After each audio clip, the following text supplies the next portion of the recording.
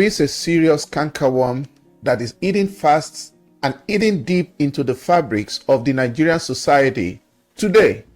As we speak, from east to west to north to south, everywhere in towns and in cities, and even in some villages today, it has taken alarming proportion, and it's in every neighborhood. Almost on every street now, in many Nigerian cities, in many Nigerian towns, in many Nigerian villages. What is this cankerworm? It has grown to a sophisticated fashion. It has grown in dimension and taken a modern version, a modern proportion, alarming proportion. What am I talking about? Gambling. Gambling is now a new epidemic, or should I call it pandemic, in Nigeria. People's wives, people's husbands, people's sons, people's daughters, young, old, children, elderly, Christians, tongue-speaking, devil-binding, tongue-blasting Christians, Muslims, reciting Arabic, Quran, traditionalists, educated, illiterates, schooled or unschooled, enlightened, ignorant. No one is left out. You will think that it's people that have money that will play gamble. Even jobless people, workers, jobless, people with white-collar jobs, mechanic, artisans, hairdressers, hawkers, everyone, teachers, all classes of individuals.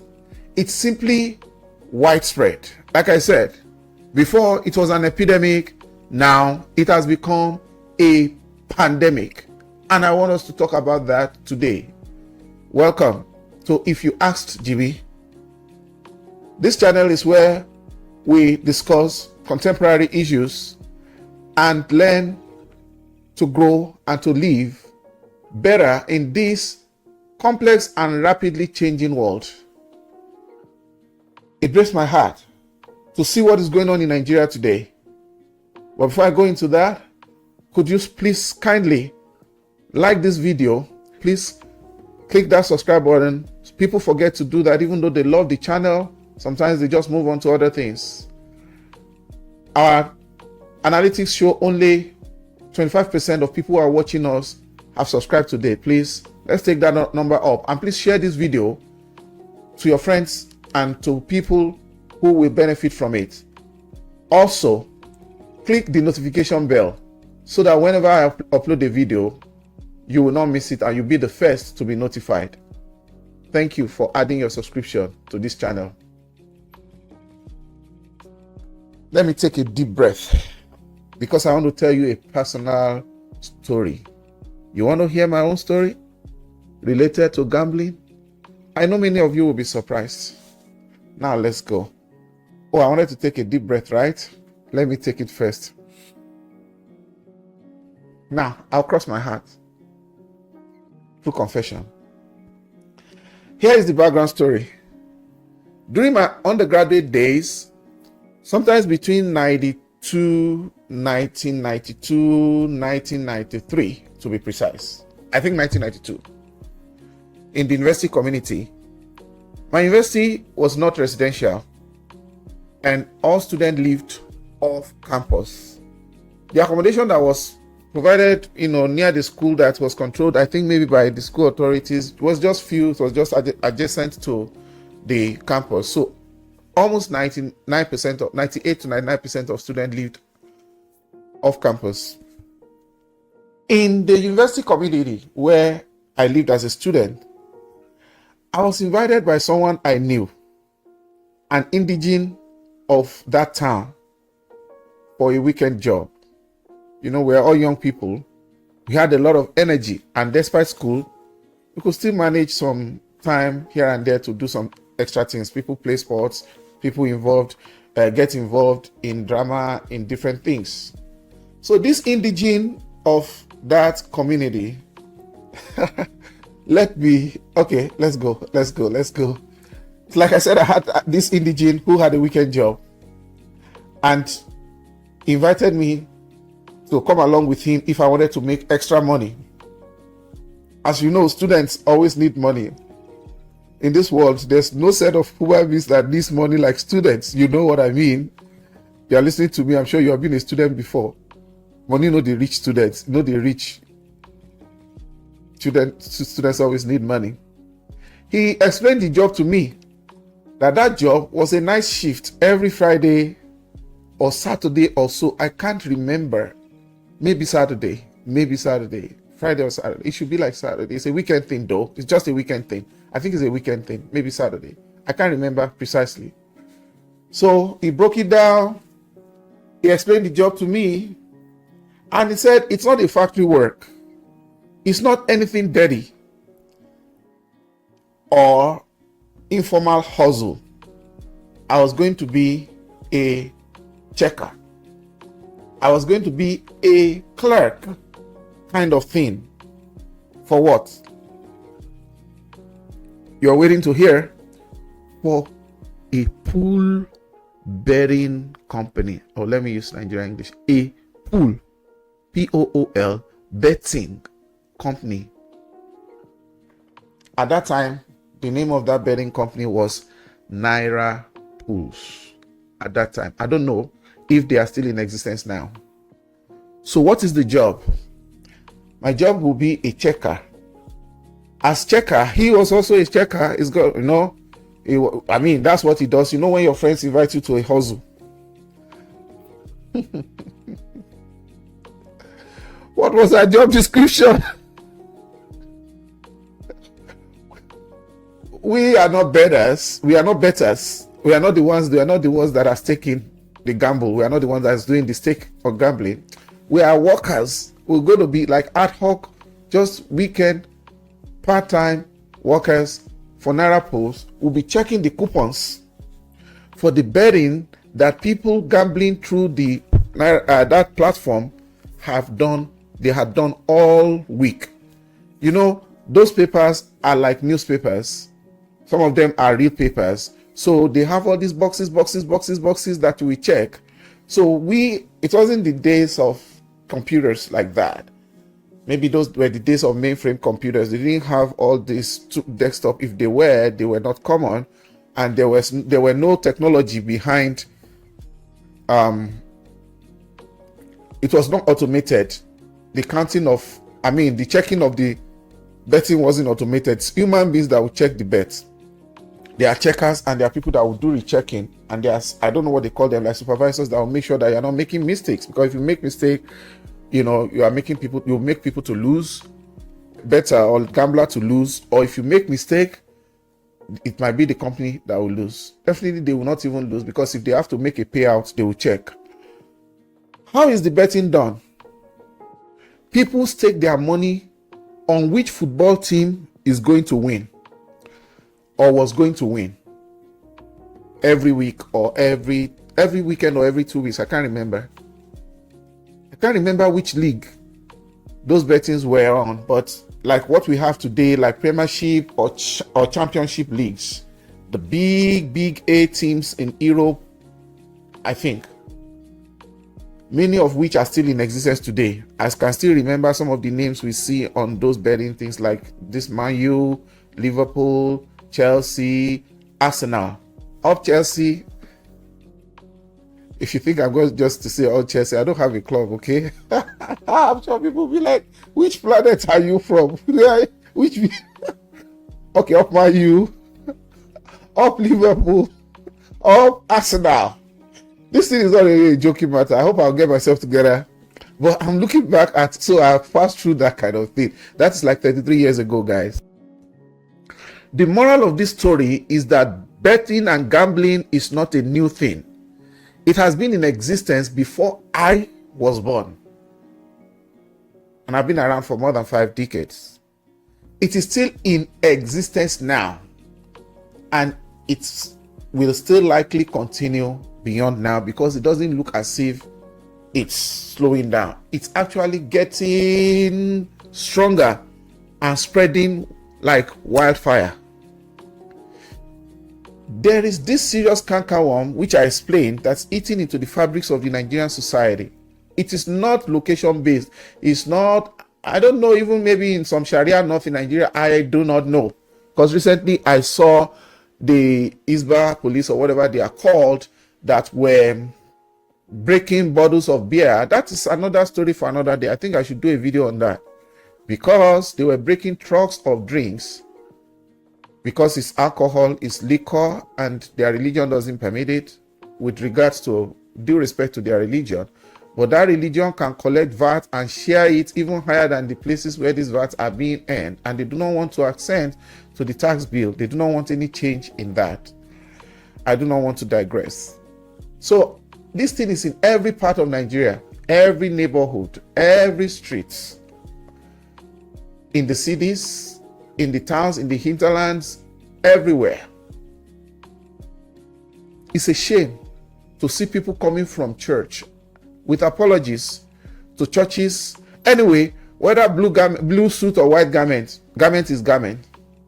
You see people with going to church, Pentecostal, spiritual, white garments, blue suit, red suit, on the way to church. It doesn't stop them from gambling. On the way back, it doesn't stop them from gambling. You will see students in school uniform, oh my gosh, at gambling kiosks or shops, at betting shops. People's husbands, people's sons, people's daughters, young, old, elderly. No one is left out. Artisans, people who run their own small businesses, mechanics, barbers, teachers, civil servants, corporate workers, corporate workers, even managers, factory workers, every class of individuals. That's how serious, how deeply rooted and ingrained it is in our society. Before, I think, it was an epidemic, or I thought. Now, it is a pandemic. You know what epidemic means? Dictionary defines epidemic as an outbreak of disease that quickly spreads and affects many individuals at the same time. Like an outbreak, sudden spread, a quick growth or development of some serious sickness. That's epidemic. Pandemic is the higher level of it. I think it's pandemic, because before you can only find it in some places. Now you find it everywhere. Before you can only find it among some sets of people. Now you find it among all classes of individuals. So that's why I call it a pandemic. It's very, very, very, very heartbreaking. Sometimes that's why I wonder at people who are so deep and they're so sucked in by religion. Who is fooling who? I do not want to go into the religious things yet. It's a domain I've been in for a reasonable period of my life. At least I was born into Christianity. But I cannot reconcile water everywhere and there is none to drink. Religion everywhere, no righteousness. Churches on every street. We do not have honest people. You cannot even see a taste of righteousness in any corner you look. Very, very hard. Very few. And you see churches everywhere. You see people disturbing others with noise, night vigils, 100 days fasting, which is another topic for another day. I don't know whether the work of salvation is being redone all over again. Even Jesus himself fasted 40. And since all these years of 100 days fasting, I have not seen if somebody can point to me that this is the effect on the community, other than even making people less productive, making people to be, I don't know. Because when you fast, it's a dedication, you know, you are supposed to have the opportunity. It's actually prayer and fasting, not fasting and prayer like Nigerians do it. It's a topic for another day. I know this might want, it might hurt the religious sensibilities of some people, but sorry. I hope you will wake up. Your eyes will open someday, so that when you have faith, you will have faith and you will not retire your common sense. You will be heavenly conscious and not earthly useless. You will find a faith that is balanced. The day you understand the difference between spirituality and religion, it must be okay. Don't let me go into that. There's a song, and the lyrics of the song, you know, I think I don't know which time, maybe in the 70s or 80s, I grew up listening to that song. That song describes the singer meeting a gambler, and then a song came out of that particular interaction. I think that song goes like this. Don't mind my voice. You gotta know when to hold them, know when to hold them, know when to walk away, know when to run. You never count your money.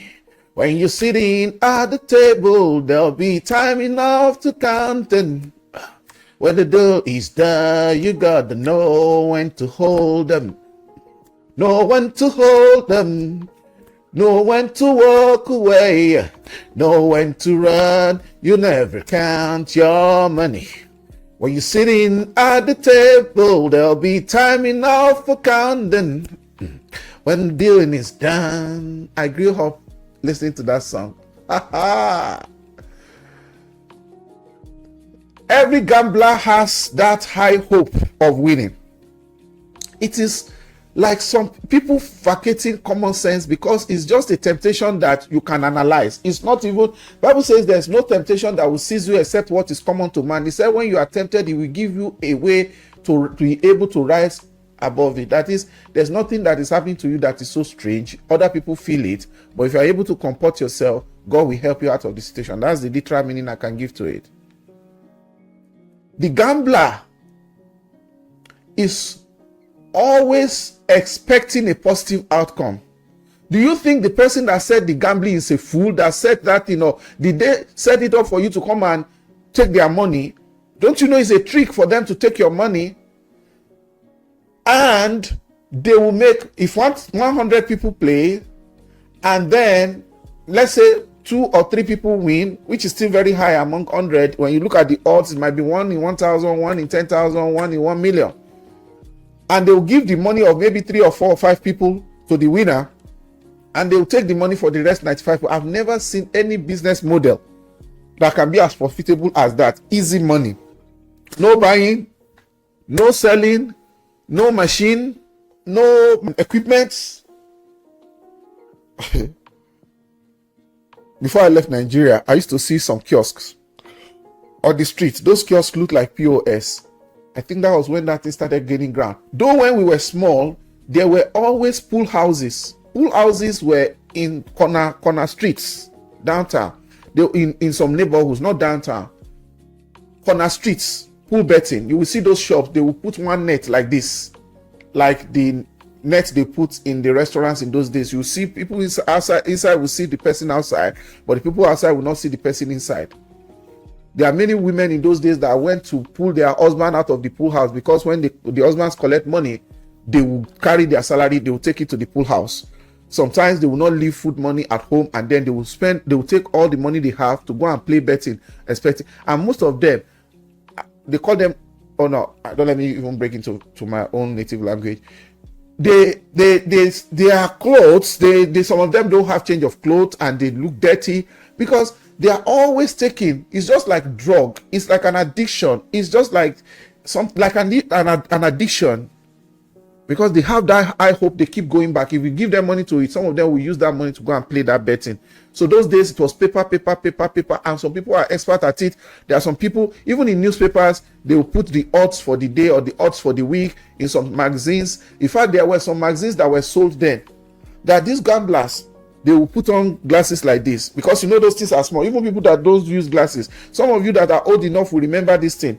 They will use something like, they will carry that thing like this, and they will now be looking, they will be staking, they will be studying the odds. That was when we were even small, and you can never see anyone that is addicted to that gambling prosper. You know, even people that were lucky once in a million to win, they never do anything well with it. Look, always there's a story for another day. America here, it's a big deal, but I don't think it's something that people, most people actually stake so much on. Here, there are mega billion wins, mega millions things that are set up. People just go to the store, maybe $3 there, $5 there, $1 there, $10. I don't even know the denomination. I've never done it. But you see, unfortunately, I do not understand the righteousness of people where they cannot even have basic discipline for certain things. To be able to resist some things. This one, it doesn't know Christian, it doesn't know Muslim. People is habitual. People take, it's just like a norm among people who are exposed to such things. Back to Nigeria. Last year alone, reports have it that approximately 60 million Nigerians, mind you, if the data says Nigeria is 200 or 230 or 240 million, 60 million Nigeria means 1/4 of Nigerian people. That means 1 out of every 4 individuals in Nigeria, that report says, are engaged in gambling as of today. I'm talking of, this report came out last year.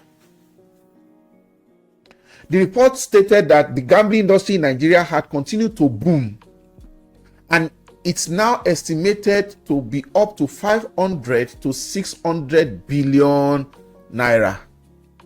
That is the budget of some states or more in Nigeria. It is as big as the budget of some countries in Africa. That is what people spend on gambling. You might think, oh, is that not an exaggeration? If you know how those small money, your $100, 100 naira there, 200 naira, you play 4 games, you play 3 games. I don't really understand the dynamics of it, but I mean, just there's a basic template. That report noted that despite the industry, the gambling industry is now an industry, despite its rapid growth, 90% of the potential market remains untapped. Can you imagine that?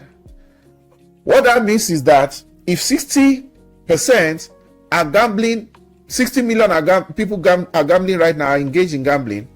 So another 90%, let us take, they said the market is still green, it's still untapped. So if they tap 90% more of that, that would be like another 50-something percent, 50-something million people. So probably that would be almost half of the population.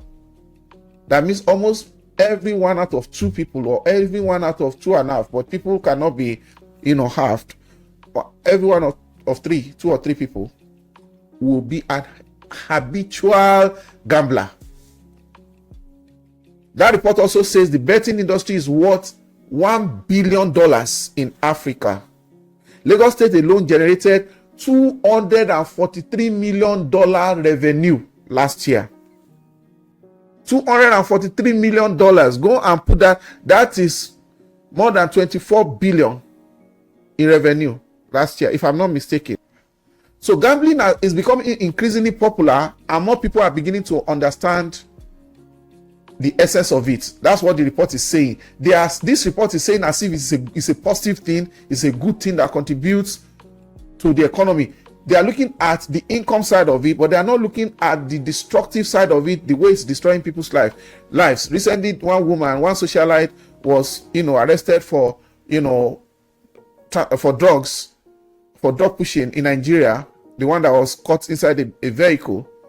And people are looking at that woman like, okay, maybe she's just big and all those things, and okay, she's just doing drugs. What people don't realize is that when they say somebody is pushing drug, that is the same drug that is destroying the lives of your children. It's the same drug that is destroying the life of your brothers. It's the same drug that is destroying the life of your sisters and making our younger ones, older ones, everybody to be high on the street and misbehaving. So the gambling industry is viewed by the promoters, private and government agencies in charge of them, as contributing to the development and wealth of a country. What a lie. They see it as it's contributing to the economic growth, to the GDP of the country, that's improving the wealth of the country. In what way? What they are saying is that the gaming industry sells hope. What kind of hope is that? Hope is just like what Bible says about he hoped against hope. When he talked about Abraham, I think it's Abraham in the book of Hebrews chapter 11. I think I've quoted enough scripture for those of you when I said early in the video about all this overhyping of Christianity and how people are being sucked in and being manipulated by churches, and some of the ignorance that you see church people just engage in, and how they are weak and so kind of gullible. I'm not a pagan. I'm a Christian. Right? The gaming industry sells hope in what way? The government and the promoters are saying it aids wealth distribution. In what way? What kind of wealth? Wealth for whom? It's making somebody poor, it's destroying their lives. Some parents cannot pay school fees because they have spent the money on gambling. Some husbands cannot provide for their family. Their children are, loafers, and just they are just on the streets. And they say it distributes wealth, it creates jobs in Nigeria. Is that the kind of job people want in Nigeria? So over the time, because of this mentality, we have seen an increase in people betting. Why? Because it is giving government increased revenue, and they are actually fueling it. Government is fueling it. And they are saying gambling contributes to nation building. In what way? The gambling industry, it adds to government revenue, but it's destroying people's lives, innocent people's lives. As a gambler, you know that your eye go red when you lose. You can tell from the look of a gambler's face when they lose that they know that they really lose. The gambler is looking for opportunity to better their lot, but that is not the way. What makes the innocent people to do this is because they are cajoled by that platform, and they think that one day to be their turn. And one thing, if one person wins among a million, they'll promote it, they'll put it on TV, so everybody will feel like, okay, it will soon be my turn. So who will save us from this menace? Me, I think government should ban gambling and not just regulate it, because it is destroying people's life. Now, my problem with that is it the same government that is promoting it? I think there was a lotto authority by the federal government itself. Maybe they wanted to step in for regulation, but they are eating the sweetness of it right now. But this thing is destroying families. It is making people bankrupt. Why? Because of the deception of it. I know that even the people that are betting themselves, I don't know whether they are called bettors or something, the gamblers themselves, who are so addicted, is their way of life. It has become second nature for them. They don't want it banned. These are the people that are still having the hope that one day they will hit jackpots. You will see fine girls, fine guys, that you will even think that they are decent people. Because nobody who is gambling is a decent person. In the real sense of it, it is a vice. It's not a virtue. Sorry, I don't mean to be hard on you. But if you are involved in it, think twice. Go work hard, and follow principles of financial intelligence, and you will get what you are looking for. Because you can even get some windfall through betting, in very rarely, and then you still squander it. Some people win and they will still take it back. So a lot of people who have won jackpots in America, for example, history has it that a lot of them go back to where they are coming from. A lot of them. A lot of them. if not almost all. So before I close this particular video, a big part of this betting thing, this gambling thing, is sport gambling. All these things, calling it betting is just decorating it with fine name. It's gambling. The biggest part of it right now in Nigeria is sport betting. And that is the one that is very prevalent. Many people who follow clubs, who follow sports religiously, those die-hard fans, many of them, not all of them, some people just love sports. That's the way they have been. They just love the game. So the gamers, the people who are doing gaming, who are doing sport betting, they are more in it than the true lovers of the sport, like soccer, for example. But the betting part of especially soccer or football, is what makes a lot of people followers of the game in this generation. You see them arguing at bus stops, you see them arguing at viewing centers, you see them arguing, everywhere on the phone, and they are so passionate about it. They are so dogmatic with their clubs. And I'm talking about esports here, where professionals make money from gaming competitively online. That one is another level. Apart from the ones that they do on the streets, there are sports shops all over the place. Because sports has a global audience, and people take money at the beginning of a game to say, okay, this team is going to win. Sometimes, apart from just outright win, they want to predict matches. People that have not been able to predict their lives or predict their next meal will be predicting matches. And that one happens on a daily in Nigeria. I will expatiate on that in another video, because that's another level entirely. Like I said, gaming or gambling is not new, or betting. It has been around since, if I remember, the Bible days.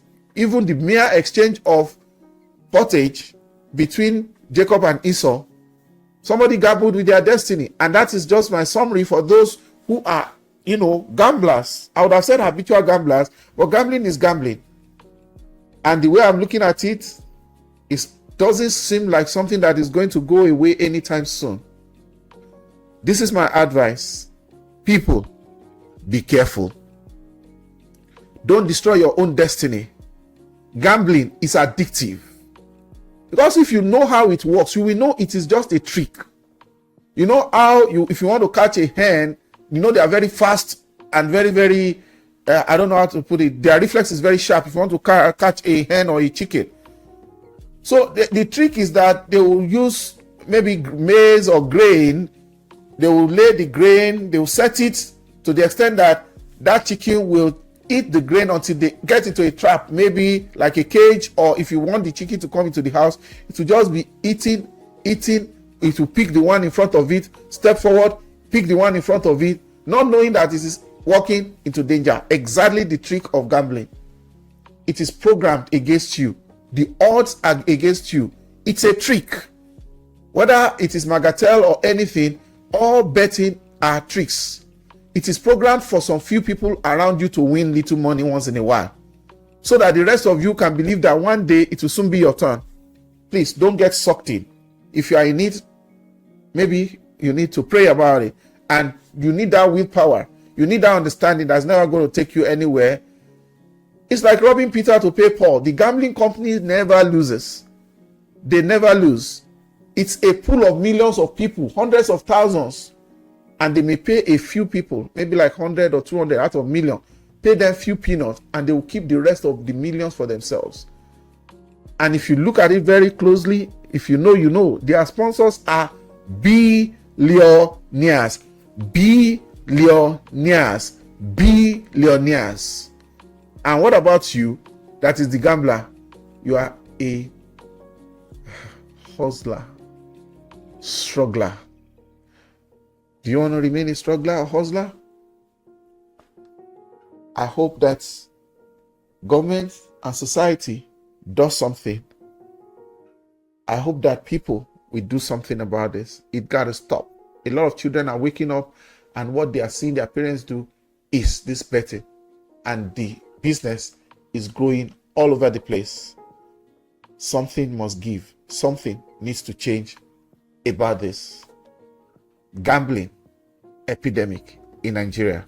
Thank you for watching this far. Please click like this video, and please click that subscribe button and hit notification bell so that whenever I upload a video, you will get notified, and you'll also help our channel to make more content for you.